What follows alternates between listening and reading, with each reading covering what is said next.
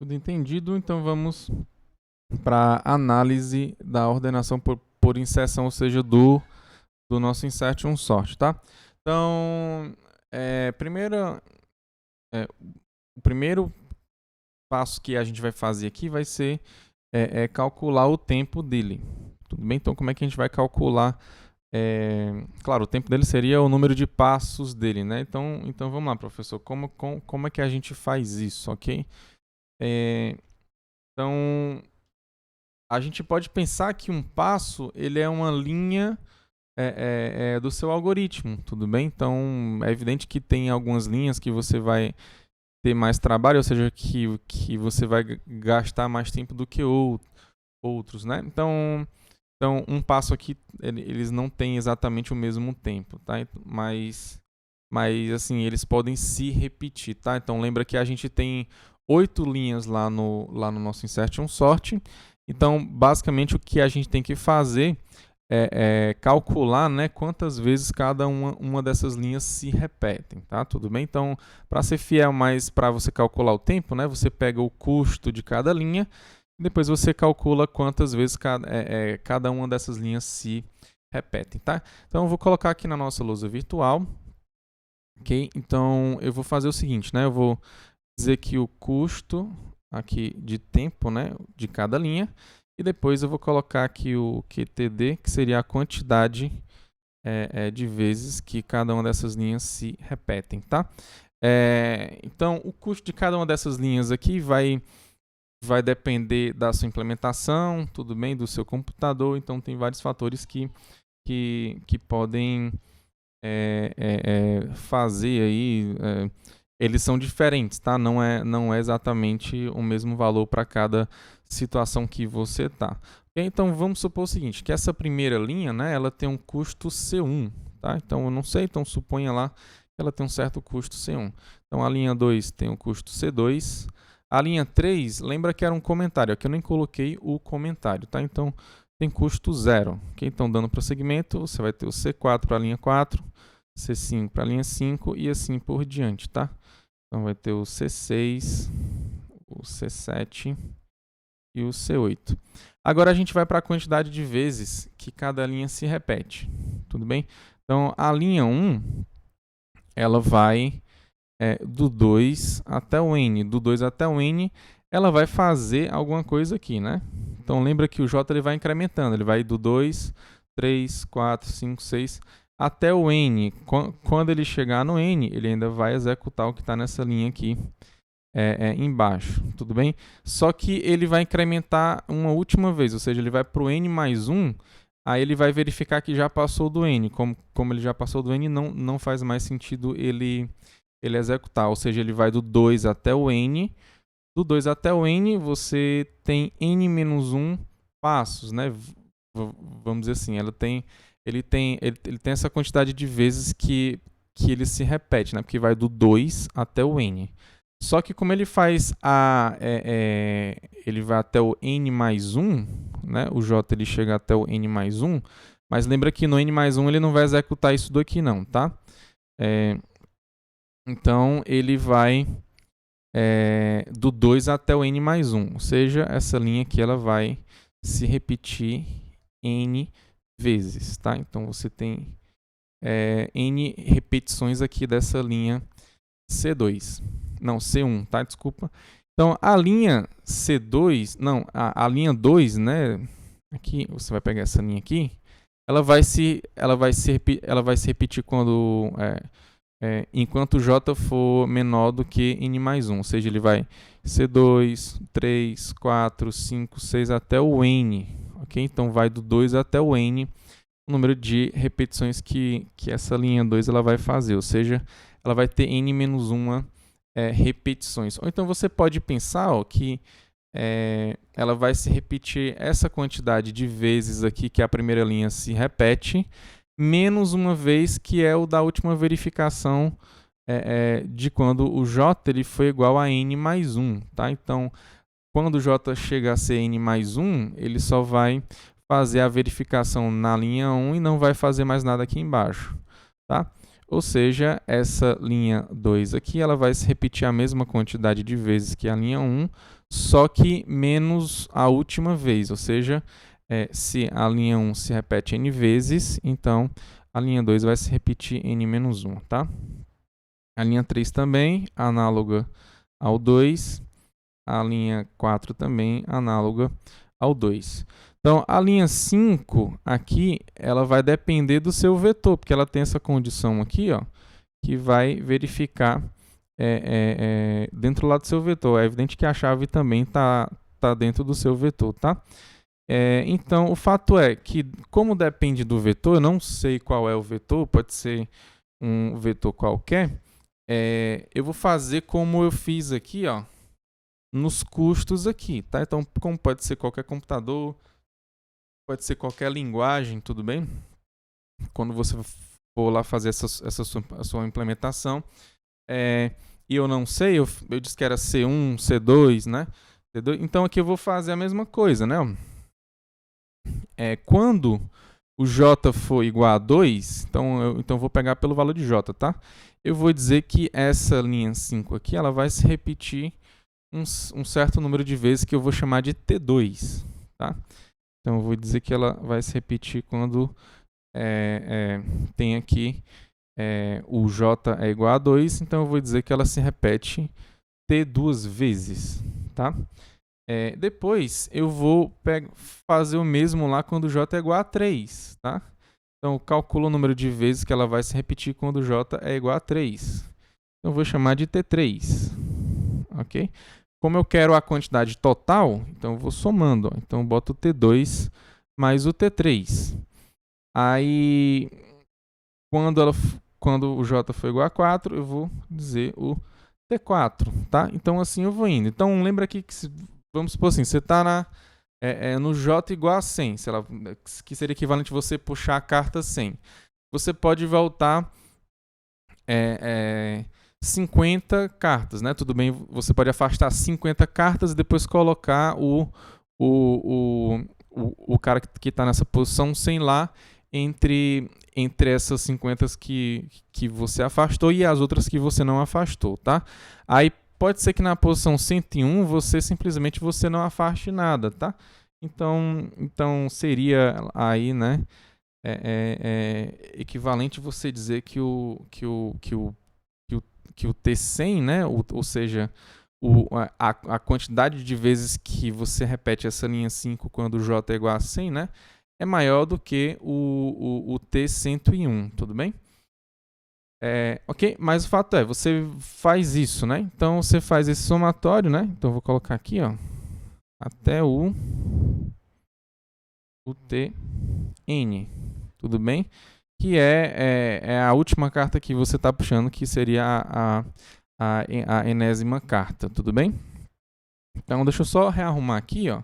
Você vê ó, que T2 mais T3, aí você vai até Tn, é igual ao somatório de Ti, quando o I ele vai do 2 até o N, tá?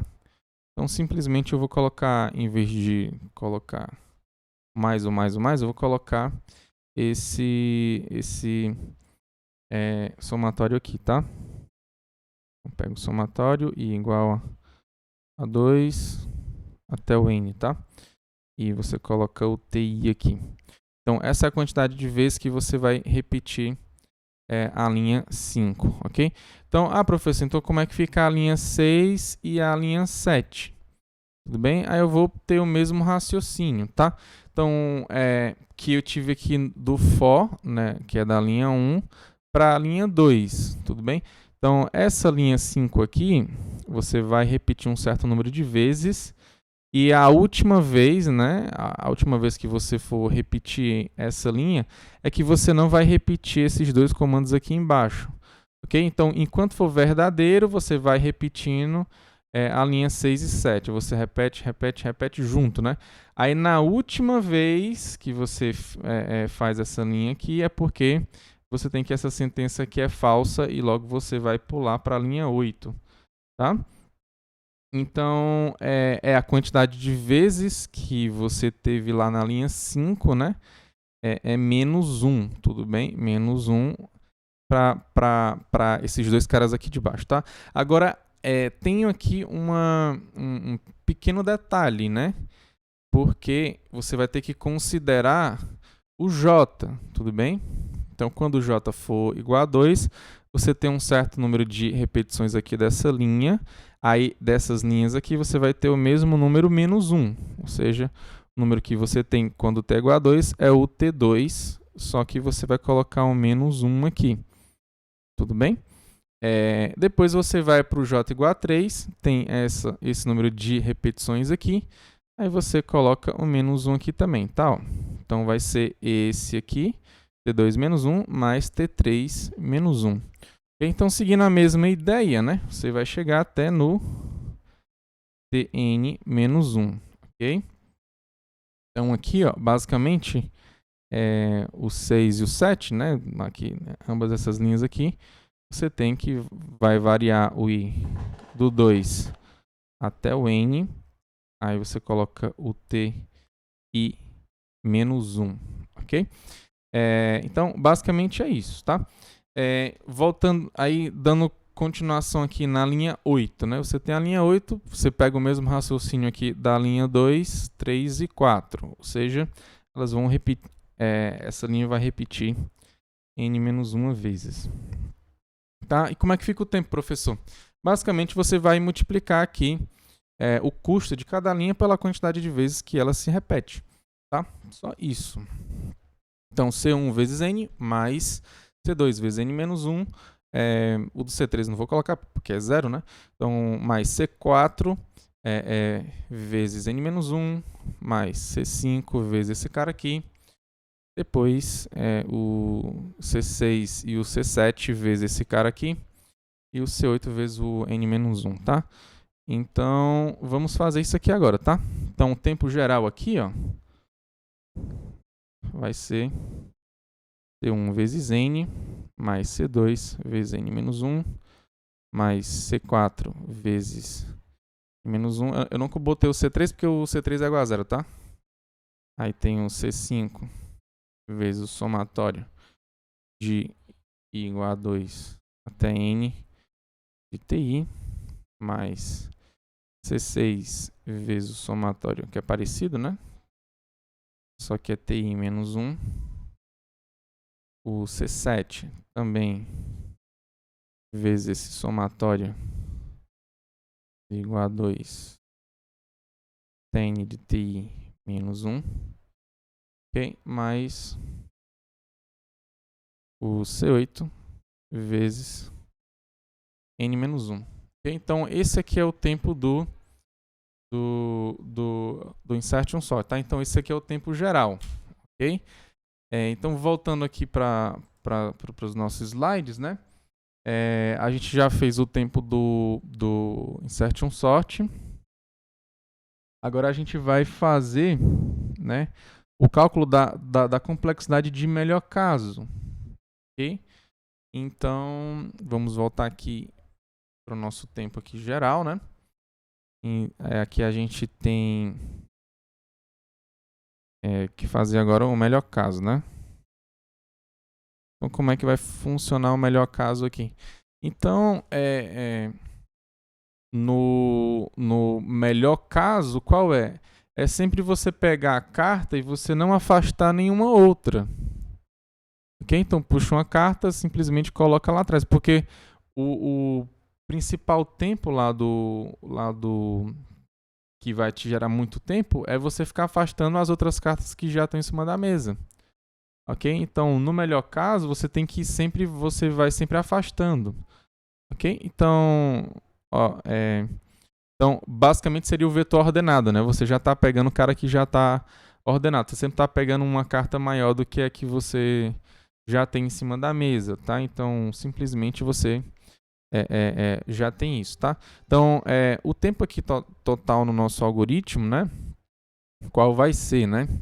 Então, essa primeira linha, né, ela vai ser igual a n, não tem para onde correr. A segunda vai ser n-1 também, né? A quarta vai ser n-1. A quinta linha, ela sempre vai dar falso aqui, né? Ou seja, a carta que eu puxei, que é a chave, ela sempre vai ser maior do que o cara que está na posição I, ok? Exatamente o cara que está na posição J-1, tá? Então, como já está ordenado, isso sempre vai ser falso, ele sempre vai verificar essa linha e vai ver que ela é falsa, tudo bem? Ou seja, ele vai executar exatamente uma vez do J igual a 2 até o J igual a N, ou seja, para o J igual a 2, né? Ele vai verificar uma falsidade, para o J igual a 3, ele vai ver outra falsidade, e assim ele só vai verificar uma vez, tá? Ele não vai ficar voltando e precisando verificar mais nada não, tá? Então, o cálculo aqui vai ser N-1, tá? Aí N-1 por quê? Porque ele vai ver que é falso quando o J for igual a 2, vai verificar de novo que é falso quando o J for igual a 3, falso quando for igual a 4, falso quando for... e vai assim até o N, tá? Ou seja, ele verificou uma vez para o 2, uma vez para o 3, uma vez para o 4, uma vez para o 5, uma vez para o 0, até uma vez para o N, tá? Então, do 2 até o N, você vai ter N-1, tá? Essas duas linhas aqui, ó, 6 e 7, vão ser 0, tá? Ele nunca vai fazer essas duas linhas aqui, ou seja, ele nunca vai afastar carta nenhuma, tá? E essa final aqui, você vai ter N-1 também, ok? Então, basicamente, você tem a linha 1, 2, 4, 5 e 8, ok? Então, vamos lá fazer aqui essa conta aqui, né? Então, no melhor caso, você vai ter o T igual a C1 vezes N, mais C2 vezes menos 1, mais C4. É um 4, tá, gente? 4 vezes N menos 1. A linha 5 também você vai executar N menos 1 vezes.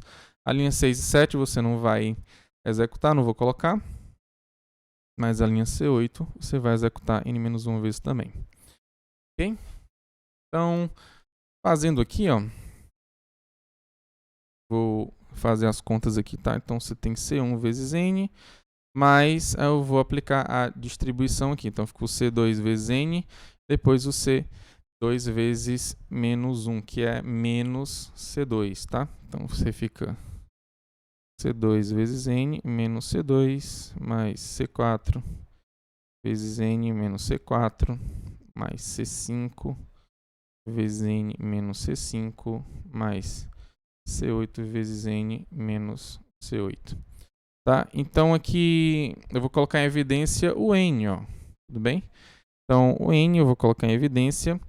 Então, no caso, tem um C1, C2, C4, C5 e o C8 que vão multiplicar ele, tá? Então, eu vou colocar aqui em evidência. Então, fica C1 mais C2 mais C4 mais C5 mais C8 vezes N. Aí, eu tenho que o menos 1, né? Ó, ele está multiplicando o C2, o C4, o C5 e o C8, tá? Aqui é tudinho menos o C1, tá? O C1 não está multiplicando o menos 1, tá? Então, aqui eu vou colocar assim, ó, menos, aí você tem o C1, não, o C1 não, tá? O C1 não está aqui, não. É o C2 mais o C4 mais o C5 mais o C8. Então, aqui só não tem um C1, aqui tem uma leve diferença entre esses dois caras aqui, tá? Então, aqui para finalizar, você vê aqui, ó, que como esses valores aqui eles são constantes, né? Ó, sempre, né? Então, você tem que a soma deles, né, é um certo valor constante também, tá? Então, aqui eu vou chamar essa soma de A. Essa aqui é uma soma bem parecida, né? Um número bem parecido, só que é diferente. Então, eu vou chamar de B. Então, aqui no final das contas, você ficou com A vezes N menos B, tá? Então, lembra que o N é o tamanho da sua entrada. Então, aqui no final, você ficou com o Tn igual a N menos B, ok? Onde A e B são dois valores constantes, tá? Ok, então esse aqui foi o do melhor caso, tá? Então, o que seria, né, para você fazer o do pior caso, tudo bem? Então, qual seria o Pior caso, tudo bem? Então, assim, no pior caso, você tem que afastar sempre todas as cartas que estão em cima da mesa. Tudo bem? Então, você simplesmente, toda vida que você puxar uma carta, você vai ter que afastar todas as cartas que tem em cima da mesa. Tudo bem? Esse é o tempo que você vai gastar mais, ou seja, seria o maior número de passos que você poderia ter um vetor que tem essa configuração. Ok? Então, você pensando um pouquinho, você conclui que é um vetor que está em ordem decrescente. Tudo bem? Ou seja, ele está ordenado, só que do maior para o menor. Okay? Então, lembra que a gente quer um vetor ordenado, só que é do menor para o maior. Então, é um vetor que está em ordem decrescente, seria o do maior para o menor. Ok? Então, esse seria um vetor que te leva para o pior caso. Tá? E eu vou deixar, né, isso aqui para você fazer como exercício, tudo bem? Então, eu vou deixar para você fazer como exercício do jeito que eu fiz aqui, tá? Então, pensa aí qual vai ser o número de passos de cada linha, tá? Depois você pega, chega em uma certa conclusão, aí faz algumas continhas aqui, põe em evidência alguns caras ali para você ter uma certa variável, depois alguns caras aqui que seriam equivalentes ao nosso -1, tá? Aí você chega em uma certa função, tá? Então, nota que isso aqui é uma função, tá? Isso aqui é importante, tá? T de n, né, igual a n menos b, isso aqui é uma função. Então, na próxima aula, a gente vai entender, né, o que é o O de n, o que é o θ de n, o que é o ômega de n, tá? Então, a gente vai entender porque que a gente fala que o tempo de melhor caso lá do Insertion Sort, ele é O de n, mas ele também é θ de n, ó. Mas também ele é ômega de n. Okay? Normalmente a gente fala mais o O, tá? Mas a gente vai entender melhor. Então, a continuação, né, a partir daqui, né, ou seja, na nossa próxima aula, vai ser no estudo em cima de funções, tá? Então, a gente vai pegar uma função e vai ver se ela é O, ômega ou θ de alguma coisa, tá? Então, na próxima aula a gente entende melhor isso daqui, mas o que a gente tinha para hoje era saber calcular o tempo de um certo algoritmo. Aqui a gente pegou um algoritmo iterativo, tá? Beleza? Então, deixa eu pegar aqui os slides novamente. Então, deixo a complexidade de pior caso como exercício para vocês, tá? E é isso, tá? A primeira parte aqui da nossa aula, essa parte de complexidade de tempo e espaço, né? Eu peguei lá do livro do Jaime, tudo bem? E a análise, né, do tempo do Insertion Sort, eu peguei lá do algoritmo do Cormen, tá? Então, por hoje é só, tá? Então, fiquem todos com Deus, um forte abraço, que Deus abençoe cada um de vocês.